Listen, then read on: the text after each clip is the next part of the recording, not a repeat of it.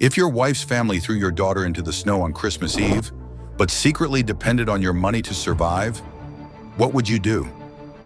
The night my phone rang at 9:12 p.m., I was fixing a burst pipe inside one of my commercial buildings. Freezing water was soaking through my gloves when I heard my daughter Sophie crying. "Dad, please come get me." Her voice didn't sound normal. It sounded broken. I ran outside and asked her what happened. She said her grandfather threw her out of the house because she defended me during Christmas dinner. And my wife? She stood there and watched. My 16-year-old daughter was sitting alone on a frozen porch in 20-degree weather, wearing nothing except a thin holiday sweater. What nobody in that house knew was this: the worthless handyman they mocked for 8 years secretly owned the company paying half their salaries. My name is Daniel Whitmore, and for nearly a decade I lived two different lives. To the world, I was the owner of a multi-million-dollar home service company.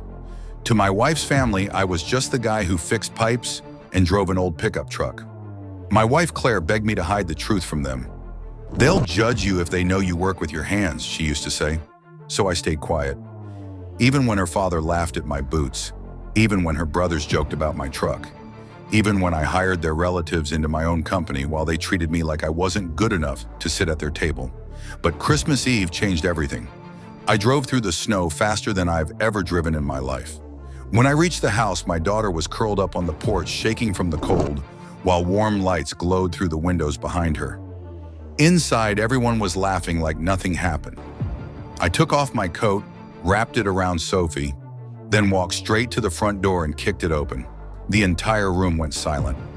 Then my wife walked toward me holding divorce papers. "You embarrassed this family long enough," she said. Her father smirked behind her like he'd been waiting years for that moment. That's when something inside me shut off completely, because they thought they were humiliating a broke man, but they had no idea who they were really talking to. That night, after checking into a hotel with my daughter, I opened my company records, and what I found changed everything. Fake invoices, missing money, fraud hidden inside family connections. By morning, 14 people connected to my wife's family were tied to financial theft inside my company. At exactly 9 a.m., termination emails were sent, and 1 hour later, my father-in-law called demanding to speak with my manager. I'll never forget his silence when I finally told him the truth. "You already are," I said. "I own the company." Everything collapsed after that. Jobs disappeared, bank accounts froze, lawyers got involved, but none of that mattered as much as one thing my daughter said before falling asleep that night. "Dad, I'm sorry for defending you."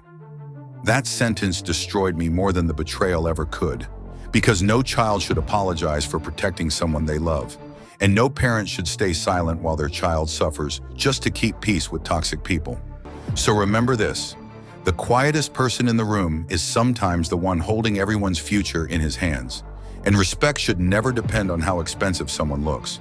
If this story shocked you, subscribe now, because the next story is even crazier.